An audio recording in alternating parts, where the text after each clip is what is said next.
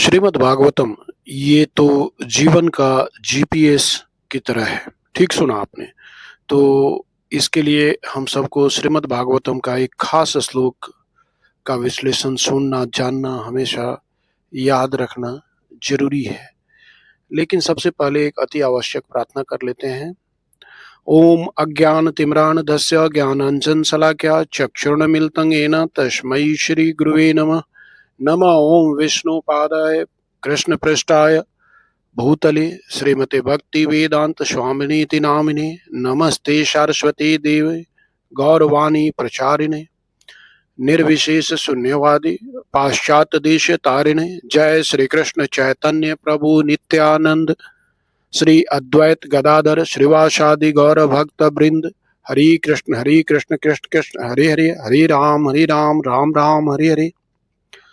तो इस श्लोक के विभिन्न पहलू के बारे में बातचीत करेंगे जो हम बात कर रहे थे, और इसके अंतर्गत उसका अर्थ, विश्लेषण, उदाहरण, मुख्य संदेश, किसने कहा, कब कहा, क्यों कहा, कहाँ कहा इत्यादि, इन सब के मुख्य बिंदुओं के बारे में फटाफट अगले कुछ ही मिनटों में बात करते चलेंगे तथा अतिशीघ्र इसका समापन करेंगे। तो लेते हैं श्लोक।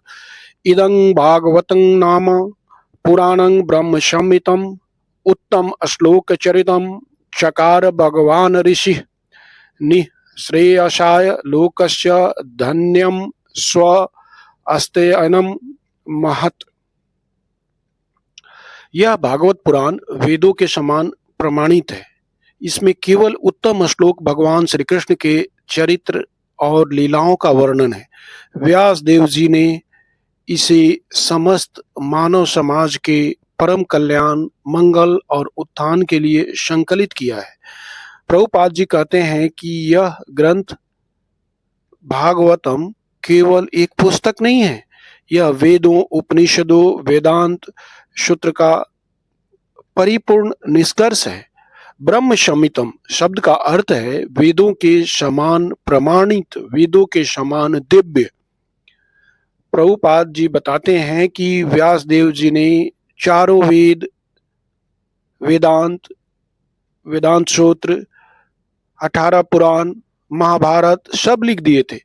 फिर भी हृदय में खालीपन था, क्योंकि उन्होंने अभी तक कृष्ण की शुद्ध भक्ति और भगवत लीला को विस्तार से नहीं बताया था। नारद जी ने व्यास देव जी से कहा, जब तक आप कृष्ण कथा का सरल शुद्ध वर्णन नहीं करेंगे तो आपको संतोष नहीं मिलेगा और लोगों को भी लाभ नहीं मिलेगा। इसलिए उन्होंने श्रीमद् भागवतम की रचना की। भागवत न केवल धर्म सिखाता है बल्कि जीव को कृष्ण प्रेम तक ले जाता है। प्रभुपाद जी कहते हैं, this is the top most welfare literature of all humanity. इसका उद्देश्य मनुष्य को जन्म मरण से छुड़ाकर भगवान के प्रेम तक पहुंचाना है। भागवत का मुख्य विषय है कृष्ण का स्वरूप, कृष्ण की लीलाएं, कृष्ण के अवतार, कृष्ण के भक्त, कृष्ण के प्रेम। यही कारण है कि श्री प्रभुपाद जी कहते हैं, Bhagavatam is the science of God. Krishna का विज्ञान है। मान लीजिए किसी व्यक्ति को कई बीमारियां हैं, कई डॉक्टर से दवाई लिखवाए लिया पर पूरी राहत नहीं मिली।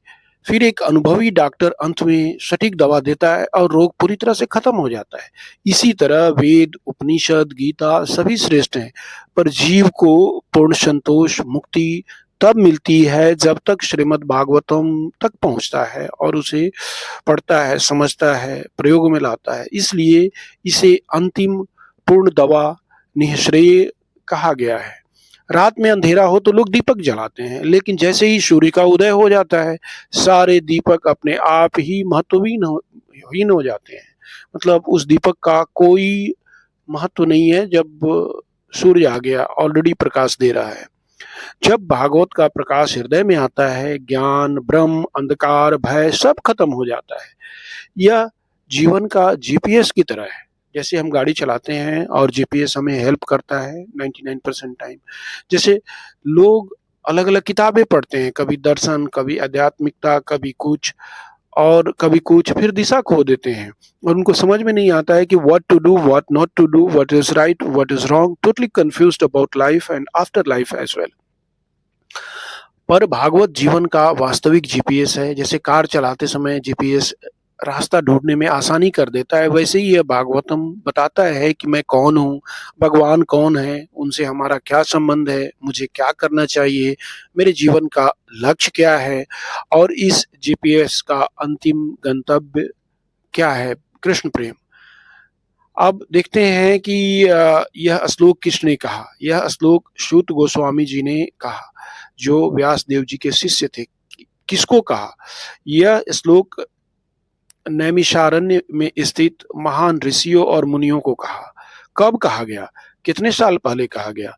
श्रीमद् भागवतम की कथा लगभग 5100 वर्ष पहले कही गई थी, जब भगवान श्री कृष्ण ने पृथ्वी से प्रस्थान किया, द्वापर युग का अंत हुआ और कलयुग का प्रारंभ हुआ। यह कहाँ कहा गया? जैसा ऊपर कहा गया था, अभी जस्ट बोले थे कि नैमिषारण्य वर्तमान में उत्तर प्रदेश सीतापुर जिले के पास है। प्रभुपाद जी बार बार कहते हैं कि भागवत का श्रवण ही कलयुग में सबसे अत्यधिक आध्यात्मिक साधना है, तो इसलिए भगवान का नाम लेते हैं। हरे कृष्ण कृष्ण कृष्ण हरे हरे, हरे राम राम राम हरे हरे, हरे कृष्ण कृष्ण कृष्ण हरे हरे, हरे राम राम राम हरे हरे।